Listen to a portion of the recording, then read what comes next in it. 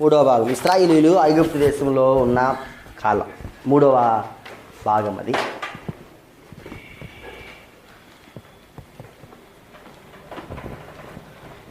ఇది 430 సంవత్సరాలు. ఇది 430 సంవత్సరాలు.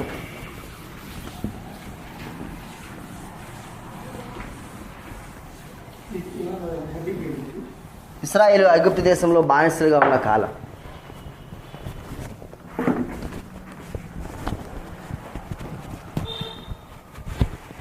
నిర్గమాకాండం 1వ అధ్యాయం 11వ వచనం.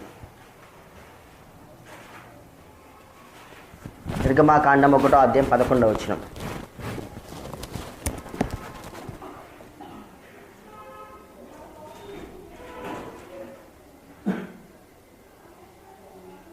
చదువుతారా? 1:11.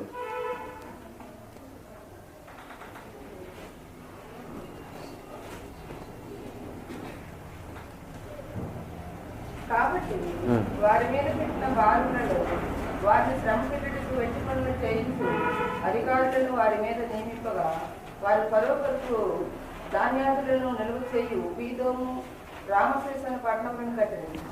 వారు రామశేషంలో పట్టణములు కట్టిరి అని చూస్తున్నాం. సో వీరు హింసిస్తున్నారు. వారు కట్టిన పట్టణాల పేర్లను మనము ఇక్కడ మనం చూస్తున్నాం. ఐగుప్తులో వీరు ఈ పట్టణాలు కట్టారు. వీరు ఎంతకాలం ఉన్నారంటే 430 సంవత్సరాలు అక్కడ ఉన్నారు. నిర్గమాకాండం 12వ అధ్యాయం 40 వచనం. నిర్గమాకాండం 12వ అధ్యాయం 40 వచనం. ఇశ్రాయేలీయులు 430 సంవత్సరాలు ఉన్నారు.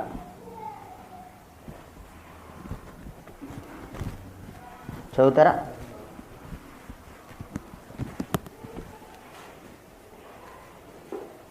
ఇశ్రాయేలీయులు ఐగుప్తులో నివసించిన కాలము 430 సంవత్సరములు. ఆ 430 సంవత్సరములు గడిచిన తరువాత జరిగినదేమనగా 430 సంవత్సరాలు ఇశ్రాయేలీయులు ఐగుప్తు దేశంలో బానిసలుగా ఉన్నారు. ఈ 430 సంవత్సరాల్లో ఇశ్రాయేలీయులు ఫరో అని మాత్రమే మాట్లాడే కానీ రాజుల పేర్లు ఎక్కడ మనకు వినిపించబడలేదు.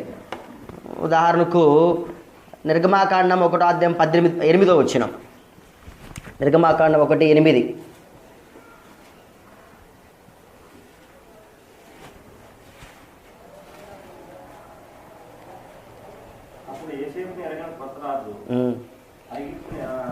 యోసేపుని ఎరగని కొత్త రాజు అని చెప్పాడే కానీ ఆ రాజు పేరు బైబిల్ గ్రంథంలో ఎక్కడ మనకు రాసినట్లుగా మనకు తెలియట్లేదు.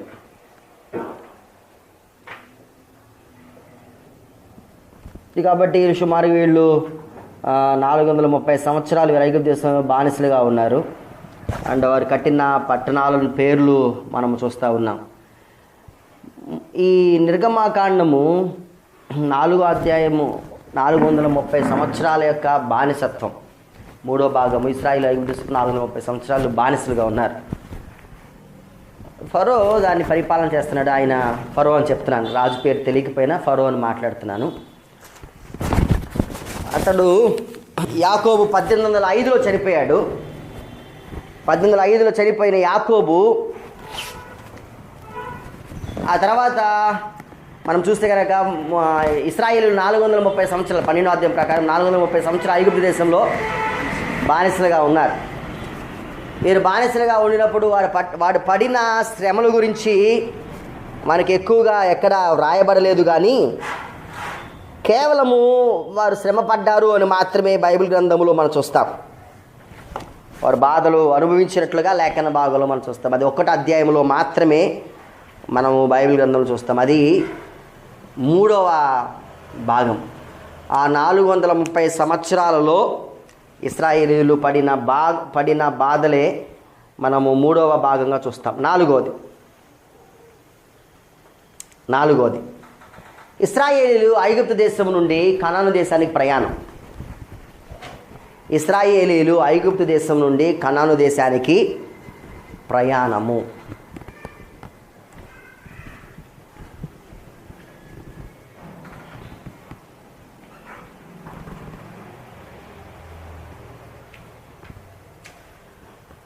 సో ఇక్కడ మనకు మోషే కనిపిస్తాడు. ఇక నిర్గమాకాండం, లేవికాండం, సంఖ్యాకాండం, ద్వితీయోపదేశకాండం అంటే ఇక మోషే మనకు కనిపిస్తాడు. ఈ మోషే మొత్తం 120 సంవత్సరాలు బ్రతికాడు. ఈ ఐగుప్తులో 40 సంవత్సరాలు బ్రతికాడు. ఐగుప్తులో 40 సంవత్సరాలు.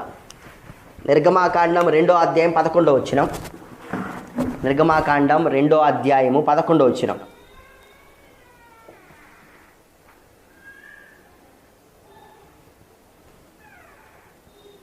చదువుతారా? నిర్గమాకాండం 2వ అధ్యాయము 11వ వచనం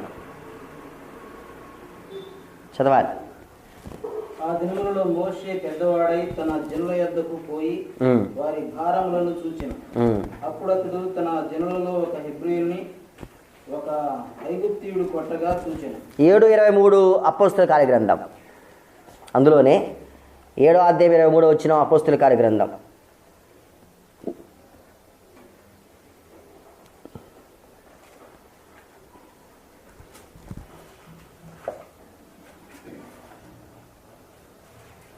అతనికి 40 ఏళ్ళు నిండా వచ్చినప్పుడు ఇశ్రాయేలీయులైన తన సహోదరులను చూడవలన బుద్ధి పుట్టింది. మీరు చూసారా? నిర్గమాకాండం 2:11 అపోస్తల కార్యం 7:23 సేమ్ వర్డింగ్స్ ఉన్నాయి. ఇక్కడేమో నిర్గమాకాండంలో 2వ అధ్యాయంలోనేమో పెద్దవాడైనప్పుడు అన్నాడు. అపోస్తల కార్యగ్రంథంలోనేమో అతనికి 40 సంవత్సరాల వయసు వచ్చినప్పుడు అన్నాడు. అంటే మోషే ఐగుప్తు దేశంలో 40 సంవత్సరాలు ఉన్నట్లుగా అర్థమవుతుంది. రెండవ 40 సంవత్సరాలు మిద్యాన్ అరణ్యంలో ఉన్నాడు. రెండవ 40 సంవత్సరములు మిద్యాన్ అరణ్యంలో ఉన్నాడు.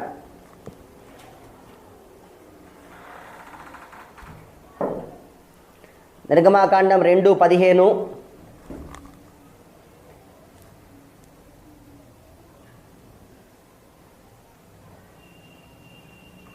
నిర్గమాకాండం 7:7 నిర్గమ 2:15 నిర్గమాకాండం 7:7 అపోస్తల కార్యగ్రంథం 29:30 అపోస్తల గ్రంథం 7వ అధ్యాయం 29:30 7వ అధ్యాయం చదువుతారా? నిర్గమాకాండం 7:7 చదువుతారా?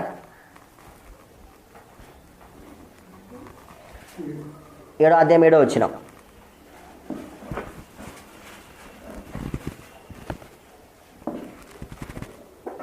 వారి ఫరోతో మాట్లాడినప్పుడు మోషేకు 80 ఏళ్ళు, అహరోనుకు 23 ఏళ్ళు. మోషే మిద్యాన్ నుంచి ఫరోతో మాట్లాడే సమయానికంటే 80 సంవత్సరాలు. అపోస్తల కార్యగ్రంథం 7వ అధ్యాయం 29:30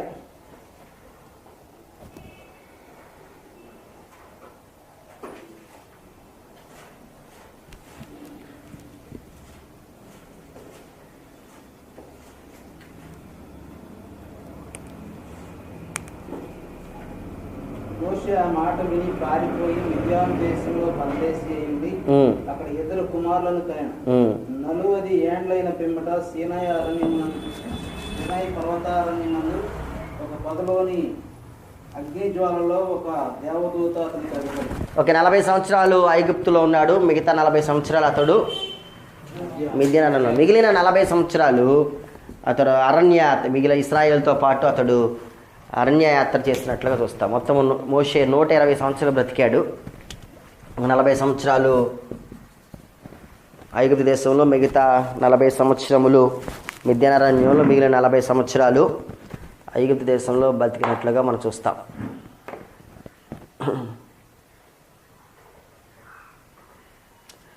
నిర్గమాకాండం 1వ అధ్యాయంలో ఈ 430 సంవత్సరాల చరిత్ర మనం చూస్తాం.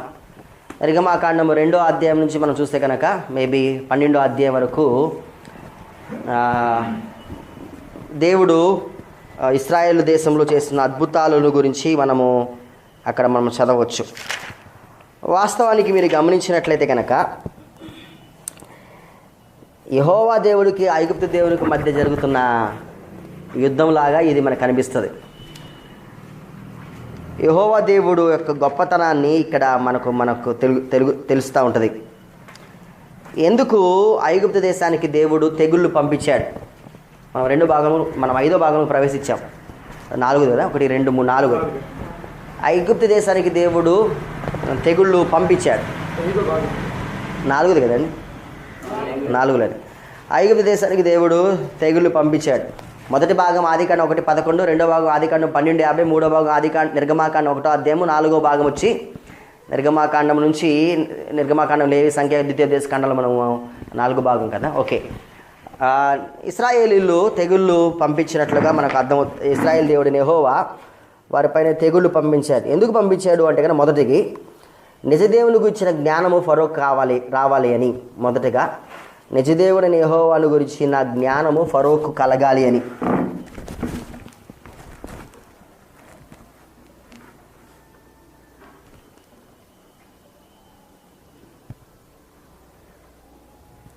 రెండవదిగా దాని గురించి రిఫరెన్స్ రాసుకోవాలంటే కనుక నిర్గమాకాండము 5వ అధ్యాయం 2వ వచనం,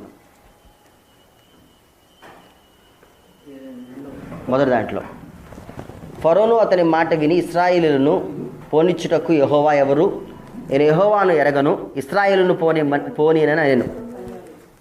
5వ అధ్యాయం 2వ వచనం. ఫరో ఒక ప్రశ్న అడిగాడు, ఎవరు ఫరో? ఫరో అన్నాడు, ఎవరు యెహోవా, నేను ఆయన ఎరగను. మొదటి దాంట్లో మనం చూస్తాం, నాకు తెలియదు కాబట్టి నేను ఎంత మాత్రము పంపించను అన్నాడు. ఇప్పుడు యెహోవా ఎవరో తెలియటానికి దేవుడు అన్న అద్భుతాలు చేసినట్టు చూస్తాం. రెండవది రీజన్ ఏంటంటే వారు ఆరాధన చేస్తున్న దేవుళ్ళు కంటే, లేదా వారు ఆరాధన చేస్తున్న దేవుళ్ళు కాదు అని ప్రూవ్ చేయడానికి దేవుడు 10 అద్భుతాలు చేశాడు.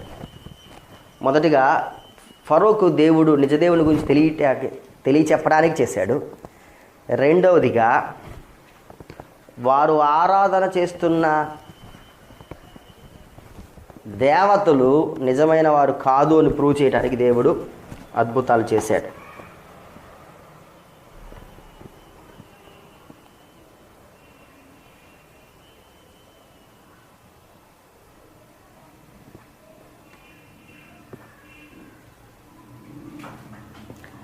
ఇది మొత్తం 3 సైకిల్లో జరిగినాయి. ఈ 10 అద్భుతాలు 3 సైకిల్లో జరిగినట్లు చూస్తాం. మీకు 10 అద్భుతాలు తెలుసు కాబట్టి నేనేమి రాయట్లేదు. ఇది నిర్గమాకాండం 2వ అధ్యాయం నుంచి 12వ అధ్యాయం వరకు ఉంటుంది. మొదటిగా 7వ అధ్యాయంలో నైలు నది రక్తంగా మార్చబడింది. నైలు నది రక్తంగా మార్చబడింది.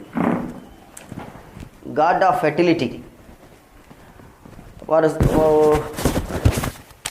నిర్గమాకాండము 1వ అధ్యాయము 430 సంవత్సరాల శ్రమ. నిర్గమాకాండం అవగానే దేవుడైన యెహోవా చెప్పినట్లుగా మోషేకు ఫరో దగ్గరికి వస్తాడు. ఫరో దగ్గరికి వచ్చి నా జనులు పోనిమంటే ఫరో ఒప్పుకోడు. 5వ అధ్యాయం 2వ వచనం చూసాం కదా, ఎవరో నాకు ఫరో, ఆ యెహోవా ఎవరో నాకు తెలియదని ఫరో అంటాడు. దేవుడైన యెహోవా ఎవరో తెలియడానికి ఆయన 10 అద్భుతాలు చేశాడు. ఆ 10 అద్భుతాలు మనము 12వ అధ్యాయం వరకు మనం చూసాం.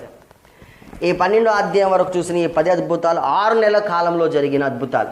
6 నెలల కాలంలో 3 సైకిల్స్లో ఈ అద్భుతాలు జరిగినట్లుగా మనం గుర్తించాలి. ఆ తర్వాత ఇశ్రాయేలీయులు ఐగుప్తు దేశం నుంచి ప్రయాణం అవుతారు. జనులు జస్ట్ కుమార్ చనిపోగానే వెంటనే వారు ప్రయాణమైనట్లు చూస్తాం. వారు అక్కడి నుంచి ఎర్ర సముద్రము దాటి సీనాయి పర్వతం దగ్గరికి వస్తారు.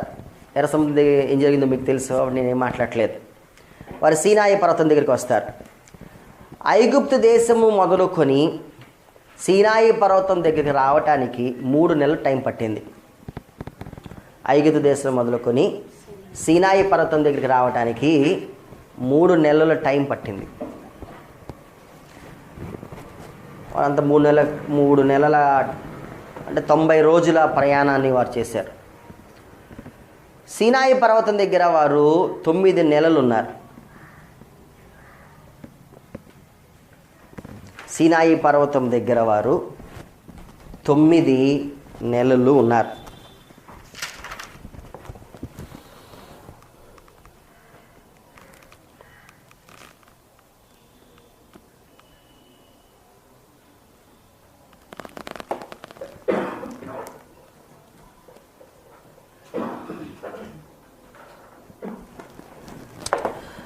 మీరు గమనిస్తే నిర్గమాకాండం 13వ అధ్యాయం నుంచి నిర్గమాకాండం 40వ అధ్యాయం వరకు సీనాయి పర్వతం దగ్గరకు ప్రయాణం చేస్తున్నారు. నిర్గమాకాండము 13వ అధ్యాయం నుంచి నిర్గమాకాండం 40వ అధ్యాయం వరకు ఐగుప్తు నుంచి సీనాయి పర్వతం వరకు వచ్చేది. ఒక సంవత్సర కాలం అది. ఎందుకంటే సీనాయి పర్వతం దగ్గర రావటానికి 3 నెలలు, సీనాయి పర్వతం దగ్గర 9 నెలలు, టోటల్గా 12 నెలలు.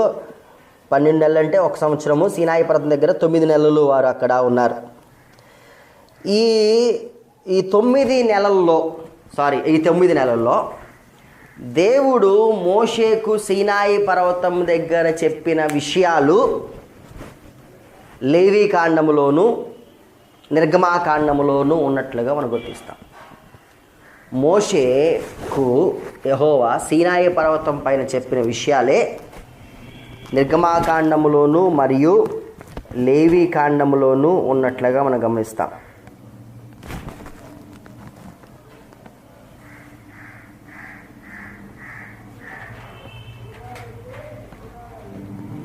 నిర్గమాకాండం 19వ అధ్యాయం 6వ వచనం. నిర్గమాకాండం 19వ అధ్యాయం 6వ వచనం.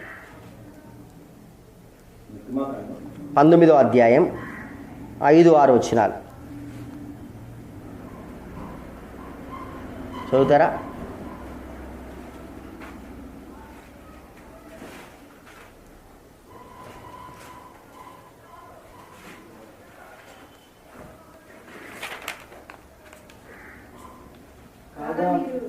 నా మాట శ్రద్ధగా విని నా నిబంధనను అనుసరించి నడిచిన ఎడల మీరు సమస్త దేశ జనులలో నాకు స్వకీయ సంపాద్యం అవుతుంది. సమస్త భూమి నాదే కదా. మీరు నాకు యాజకరూపమైన రాజ్యముగాను పరిశుద్ధమైన జన్మగాను ఉండాలని చెప్పుము. నువ్వు ఇశ్రాయేలులతో పలకవలసిన మాటలు ఇవే అని చెప్పగా ఇశ్రాయేలుతో మోషేకు చెప్తాడు ఏ మాటలు చెప్పాలి అని. ఏ మాటలు చెప్పాలో ఆ మాటలన్నిటినీ సీనాయి పర్వతం పైకి దేవుడు పిలిచి ఆ మాటలన్నీ చెప్పినట్లుగా మనకు బైబిల్ గ్రంథంలో అర్థమవుతుంది. మీరు గమనిస్తే సేమ్ మాటలు, ఇలాంటి మాటలు క్రొత్త నిబంధన గ్రంథంలో కూడా ఉన్నాయి. ఎక్కడున్నాయి? ఇలాంటి మాటలే క్రొత్త నిబంధన గ్రంథంలో కూడా ఉన్నాయి. మా చదువుతారు 6వ వచనం ఎవరైనా? 6వ వచనం 19:6. సమస్త భూమి నాదే కదా. మీరు నాకు యాజక రూపమైన రాజ్యముగాను పరిశుద్ధమైన జనముగాను ఉండాలని చెప్పుము. పేతురు రాసిన 2వ పత్రిక 2వ అధ్యాయం. పేతురు రాసిన 2వ పత్రిక 2వ అధ్యాయం 9-10 వచనాల్లో. సో ఇశ్రాయేలుని దేవుడు ఎంతగా ప్రేమించాడు, మనల్ని కూడా అంతగానే ప్రేమిస్తున్నాడు.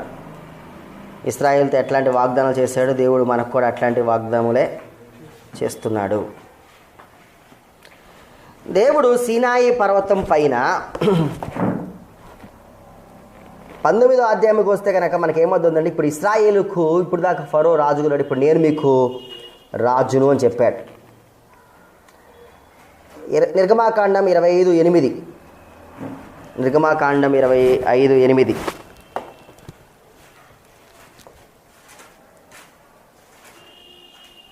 నేను వారిలో నివసించినప్పుడు పరిశుద్ధ స్థలమును నిర్మింపవలెను. నేను నీకు కనపరచు విధముగా అందరి యొక్క రూపమును దాని యొక్క రూపమును నింపింపవలెను. మీరు గమనించాలి, సీనాయి పర్వతం దగ్గర ఆయన 2 సిస్టమ్స్ గురించి మాట్లాడాడు. మనము నెక్స్ట్ కంటిన్యూ చేసే ముందు ఈ చెప్పి నేను ముగిస్తాను. సీనాయి పర్వతం పైకి రమ్మన్నాడు ఆయన. పైకి రమ్మని చెప్పినప్పుడు, పైకి వెళ్ళినప్పుడు మోషేకు 2 విషయాలు ప్రాముఖ్యంగా చెప్పాడు. ఆయన చెప్పిన 2 ప్రాముఖ్యమైన విషయాలు కనుక మనం పరిశీలిస్తే 2 సిస్టమ్స్ గురించి మాట్లాడాడు. ఒకటి ప్రత్యక్ష గుడారం గురించి మాట్లాడాడు. ప్రత్యక్ష గుడారం ఎలా ఉండాలి, ఏంటి, ఆ విషయాలన్నింటినీ మాట్లాడాడు. ఆ విషయాలన్నీ మనం ఎక్కడ చూస్తాం? నిర్గమాకాండంలో ఉన్నాయి. ప్రత్యక్ష గుడారం ఎలా నిర్మించాలి, ప్రత్యక్ష గుడారం నిర్మించడానికి ఎవరు అవసరమై ఉన్నారు, ప్రత్యక్ష గుడారము యొక్క ప్రాముఖ్యత, అవన్నీ మనం బైబిల్లో చూసినట్లయితే కనుక ప్రత్యక్ష గుడారముల గురించి సీనాయి పర్వతం మీద ఆయన మాట్లాడినట్లుగా చూస్తాం. ఆయన ప్రత్యక్ష గుడారం గురించి మాత్రమే మాట్లాడటం కాదు కానీ ఇంకొక దాని గురించి కూడా మాట్లాడాడు. 2 సిస్టమ్స్ గురించి మాట్లాడాడు. ఒకటి సాక్రిమెంటల్ సిస్టమ్ గురించి మాట్లాడాడు. ప్రత్యక్ష గుడారంలో ఏం జరగాలి? ప్రతిరోజు ఆరాధన జరగాలి, బలులు నైవేద్యం జరగాలి. ఆ బలులు నైవేద్యములకు సంబంధించిన సిస్టమ్ ఏం చేయాలి, ఈ పాపం చేస్తే ఏం చేయాలి, యాజకుడి దగ్గరికి ఏం చేయాలి, నువ్వు అర్పించవలసిన అర్పణ ఎట్లా ఉండాలి, దాన్ని సాక్రిమెంటల్ సిస్టమ్ అని అంటున్నాం. బలి అర్పణకు సంబంధించిన సిస్టమ్. ఆ సిస్టమ్ గురించి ఆయన సీనాయి పర్వతం పైన మాట్లాడాడు. ఒకటి ప్రత్యక్ష గుడారము గురించి మాట్లాడాడు. రెండోది ఈ బలి నైవేద్యములకు ఎలా ఆచరించాలి, ఎలా పాటించాలి, ఆ విషయాల గురించి సీనాయి పర్వతం పైన ఆయన మాట్లాడాడు. ఆయన మాట్లాడిన మరొక అంశం ఏంటంటే లా గురించి ఆయన మాట్లాడాడు. ధర్మశాస్త్రము గురించి ఆయన మాట్లాడాడు.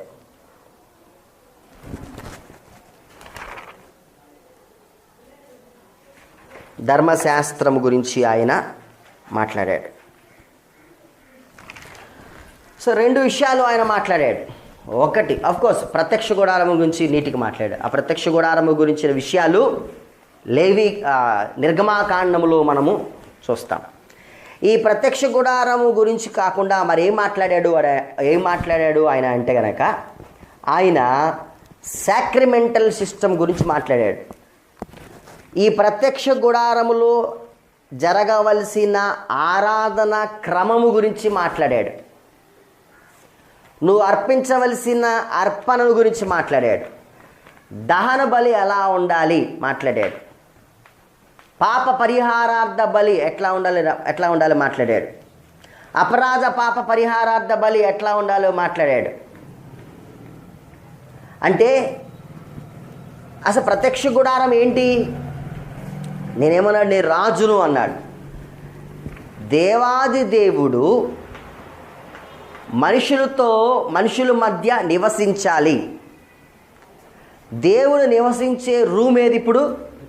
ప్రత్యక్ష గుడారం.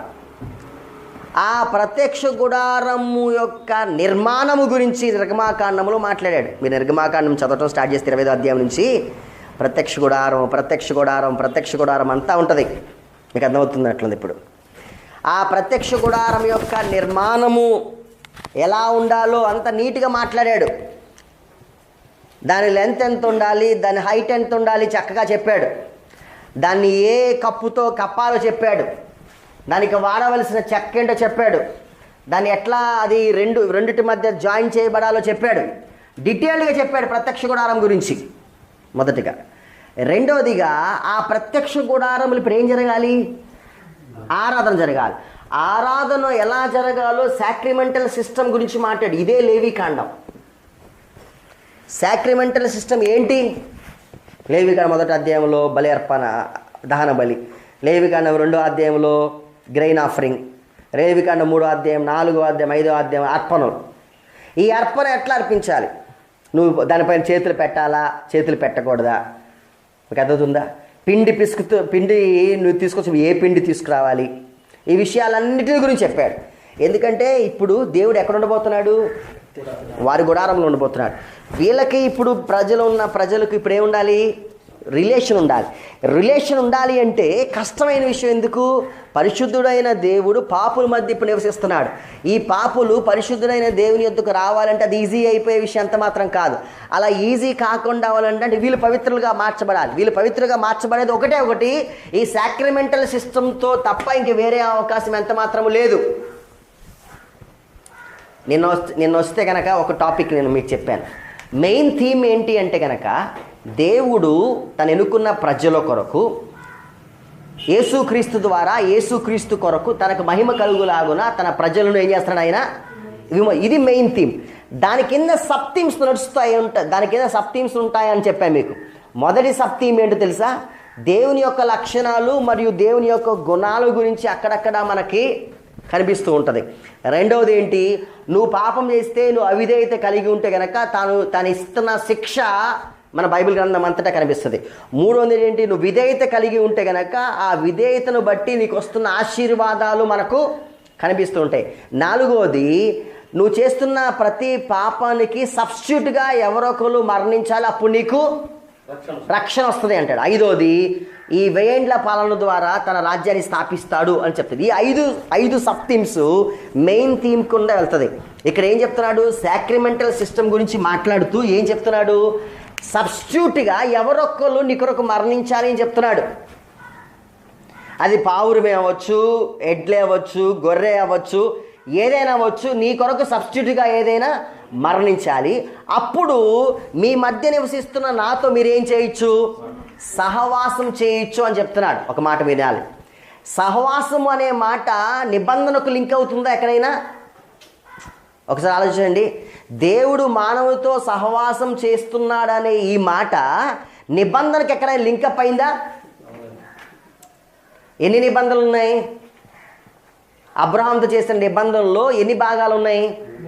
3 భాగాలు. మొదటిది దేశముకు సంబంధించిన నిబంధన. దేశానికి సాక్రిమెంటల్ సిస్టమ్స్కి ఏమైనా సంబంధం ఉందా? లేదు. 2వ నిబంధన సంతానానికి, రాజ్యములకు. సంతానం అంటే రాజ్యం అన్నాం కదా. రాజ్యానికి సాక్రిమెంటల్ సిస్టమ్కి ఏమైనా సంబంధం ఉందా? లేదు. 3వది ఆశీర్వాదం. ఆశీర్వాదం అంటే ఏంటి? వ్యాగనారు కాదు కదా ఆశీర్వాదం అంటే. ఆశీర్వాదం అంటే ఏంటి? మర్చిపోయారు. ఆశీర్వాదము అంటే ఏంటి? నేను మిమ్మల్ని దీవిస్తాను అంటే ఏంటి మీనింగ్? నిబంధనల మీనింగ్ ఏమన్నా? దేవాది దేవుడు మానవుడితో సహవాసం చేయుట. దేవుడు మానవుడితో సహవాసము చేయుట, అది ఆశీర్వాదం అంటే. లేవికాండం ఏం చెప్తుంది? సాక్రిమెంటల్ సిస్టమ్ గురించి మాట్లాడుతుంది. పరిశుద్ధులైన దేవుడు తన సింహాసనము పరలోకం విడిచిపెట్టి మానవులు మధ్యలో నివసిస్తున్నాడు. మానవులు మధ్యలో నివసిస్తున్నాడు. 12 గోత్రాల ప్రజలు ఆ ప్రత్యక్ష గుర్రం చుట్టూతో ఉన్నారు. ఎవరు డోర్ తీసి చూసినా కానీ ఎదురుగా కనిపించేది ఎవరో తెలుసా? దేవుడే. దేవాది దేవుడు, పరలోకములు ఉండే దేవుడు ఇప్పుడు నీతో సహవాసం చేయటానికి, నీతో సంబంధం కలిగి ఉండటానికి నీ మధ్యలో వచ్చి ఉంటున్నాడు. నువ్వు చాలా జాగ్రత్తగా ఉండాలి. ఎందుకని? నువ్వు ఏదన్నా చేయాలని పొరబడిన డోర్ తీగా నీకు కనిపించేది ఎవరు? దేవుడే. కాబట్టి నువ్వు చాలా జాగ్రత్తగా ఉండాలి. నువ్వేమో పాపివి, ఆయనేమో పరిశుద్ధుడు. ఆయన దగ్గరికి నువ్వు వెళ్ళాలంటే నీకు బదులుగా ఏమవ్వాలి? ఎవరికి బలి అవ్వాలి. ఆ బలి ఎలా అవ్వాలో చెప్పాడు సాక్రిమెంటల్ సిస్టంలో. బికాస్ బ్లెస్సింగ్ అంటే ఏంటంటే, దీవెన అంటే ఏంటంటే, దేవాది దేవునితో సహవాసం చేయటమే దీవెన. నువ్వు ఆయనతో సహవాసం చేయాలంటే నీవు పాపివి, కుదిరే అవకాశం ఎంత మాత్రం లేదు. నీకు బదులుగా సబ్స్టిట్యూట్గా ఎవరొకరు ఖచ్చితంగా చనిపోతేనే నువ్వు ఆయనతో సహవాసం చేయగలవు, పరిశుద్ధ స్థలంలోనికి నువ్వు ప్రవేశించగలవు. అట్టి అవకాశం నీకు కలగాలంటే నీకు బదులుగా ఎవరొకరు సాక్రిఫైస్ అయిపోవాలి. సాక్రిఫైస్ అవ్వాలంటే అది ఏదైనా అవ్వచ్చు. అది ఎలా సాక్రిఫైస్ చేయాలో చెప్పాడు ఈ సాక్రిమెంటల్ సిస్టంలో. ఓకే, యాజకుడు ఏం వేసుకోవాలి, ఎన్ని గురించిన విషయాలన్నిటినీ మనం లేవీకాండం చూస్తాం. లేవీకాండము సాక్రిమెంటల్ సిస్టమ్ గురించి మాట్లాడుతుంది అనుకుంటే కనుక నిబంధనలకు దేనికి కనెక్ట్ అయి ఉంది? అది ఆశీర్వాదానికి కనెక్ట్ అయి ఉంది. ఆశీర్వాదం అంటే ఏంటి? దేవుడి మధ్య సహవాసం చేస్తున్నాడు. ఇక్కడ దేవుడు మనతో సహవాసం చేయాలంటే కుదిరే అవకాశం లేదు. ఇప్పుడు కుదరాలంటే ఏం చేయాలి? నేను ఏదో ఒకటి బలి అర్పించాలి. నేను ఎలా బలి అర్పించాలి? ఏం అర్పించాలి? నాకున్న పాపం బట్టి బలి అర్పించాలి. కాబట్టి ఇప్పుడు నేను ఏం చేయాలి? ఈ సాక్రిమెంటల్ సిస్టమ్ ఏంటో నాకు తెలియాలి. దీన్ని చెప్పింది కూడా ఎవరు? దేవుడే. సీనాయి పర్వతం మీద దేవుడు ఒక టాపిక్ చెప్పాడు. ఆ టాపికే సాక్రిమెంటల్ సిస్టమ్. నువ్వు ఎలా నీ పాపాన్ని పరిహరించుకోవాలి, పాపం నుంచి ఎట్లా బయటికి రావాలి. ఆయన మాట్లాడిన 2వ సిస్టమ్ ఏంటంటే లా గురించి ఆయన మాట్లాడాడు. ఆయన మాట్లాడిన 2వ సిస్టమ్ ఏంటంటే లా గురించి ఆయన మాట్లాడాడు. 1, 3 అనుకుందాం. పోనీ సిస్టమ్స్ 2 మాట్లాడాడు. లా సిస్టమ్ గురించి ఆయన మాట్లాడేది మొత్తం 3 మాట్లాడాడు అనుకుందాం. 1 ప్రత్యక్ష గుడారం గురించి మాట్లాడాడు. 2వది సాక్రిమెంటల్ సిస్టమ్ గురించి మాట్లాడాడు. 3వది లా సిస్టమ్ గురించి ఆయన మాట్లాడాడు. ఓకే, ఈ లా అనే మాట 3 రకాలుగా ఉన్నాయి. ఈ ధర్మ ఆజ్ఞ అనే ఈ మాట ఆజ్ఞ అనేది ఇది 3 భాగాలుగా ఉన్నాయి. ఓకే, మొదటిదిగా చూస్తే కనుక మొదటిగా మోరల్ లా.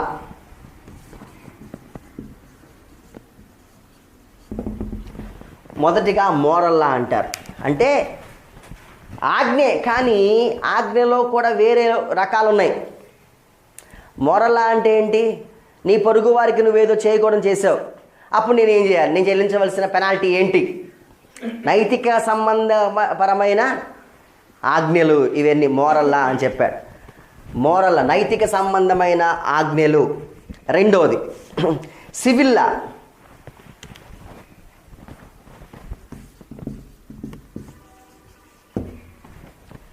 సివిల్ లా, సివిల్ లా అంటే ఏంటో తెలుసా? ఇశ్రాయేలీయులు ఇప్పుడు ఎక్కడి నుంచి ఎక్కడ ప్రయాణం అవుతున్నారు? ఐగుప్తు దేశం నుంచి కనాను దేశానికి ప్రయాణం అవుతున్నారు. ఇప్పుడు ఐగుప్తు దేశం నుంచి కనాను దేశానికి ప్రయాణం అవుతున్నారు. కనాను దేశంలోకి వెళ్ళిన తర్వాత వీళ్ళు ఏం చేయాలి? భూమిని స్వతంత్రించుకోవాలి. ఏ గోత్రానికి ఎంత కావాలో చెప్పాలి. ఒకవేళ భూమి నాది అంటే కనుక నువ్వు సివిల్ లా ప్రకారం నువ్వేం చేయాలంటే నీ భూమిని ఇప్పుడు నువ్వు సరి చేసుకోవాలి. అందుకని ఇక్కడ ఏమిచ్చాడు? సివిల్ లా ఇచ్చాడు. సివిల్ లా అంటే భూమి ద్వారా వస్తున్న సమస్యలన్నీ పరిష్కరించుకుంటారు. ఎందుకంటే వెళ్తారు కదా, యెహోషువ గ్రంథంలో చూస్తే వారు వెళ్ళారు కదా. మూడవది కూడా చూస్తే కనుక సెర్మోనియల్ లా అన్నారు.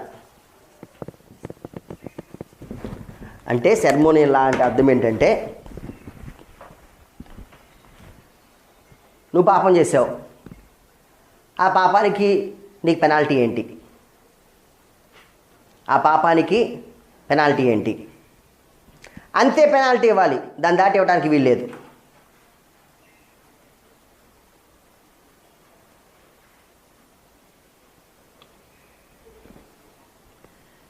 యాజక ధర్మంలో ఏం చేయాలి? అట్లాంటి లాస్ అన్నీ సెరమోనీ లాస్లో ఉన్నాయి.